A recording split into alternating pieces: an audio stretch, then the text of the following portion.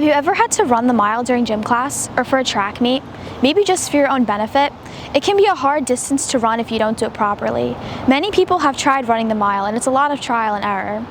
Hi, I'm Katie. I'm a cross-country and track athlete, and today I'll be showing you how to run your best mile. Before you run, it's important to be hydrated because when you run, you lose electrolytes, which are minerals in your body.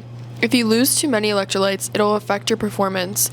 Get plenty of rest too, at least more than 8 hours. Make sure you have a solid pair of running sneakers, specifically ones that are a size bigger so there's enough room at the top of the shoe. With all these in mind, you should be set to run. The first thing you want to do before you run is stretch. This is so you reduce the risk of injury. Your hamstrings, calves, and quads are the muscles that you want to be warmed up. This also includes dynamic stretches such as high knees, butt kicks, leg swings, etc. After you warm up your muscles, it's time to begin running. Like any physical activity, it's important to keep good form so you can run more efficiently. Keep your back straight, head up, and don't strike your heels when your feet hit the ground. Bend your arms at a 90 degrees and use them to help drive you forward. For your first lap or quarter mile, you want to get out strong and quick, but try not to start too fast. This is because you should save your energy so you can have an even stronger finish. If you're competing in the mile, try to get ahead of the pack so you don't get boxed in.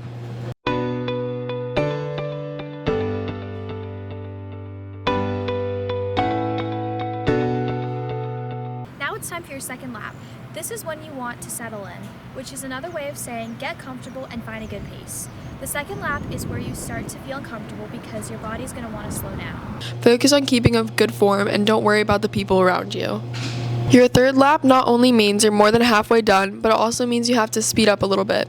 If there's lots of people in front of you, start to pass them and just think of the end goal.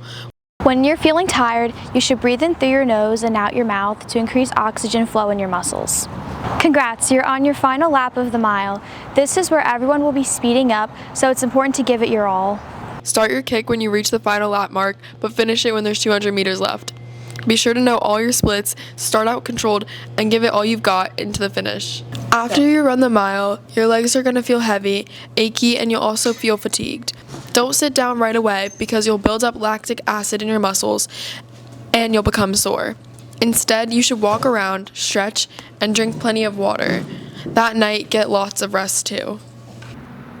The mile seems like a short distance until you're actually running it.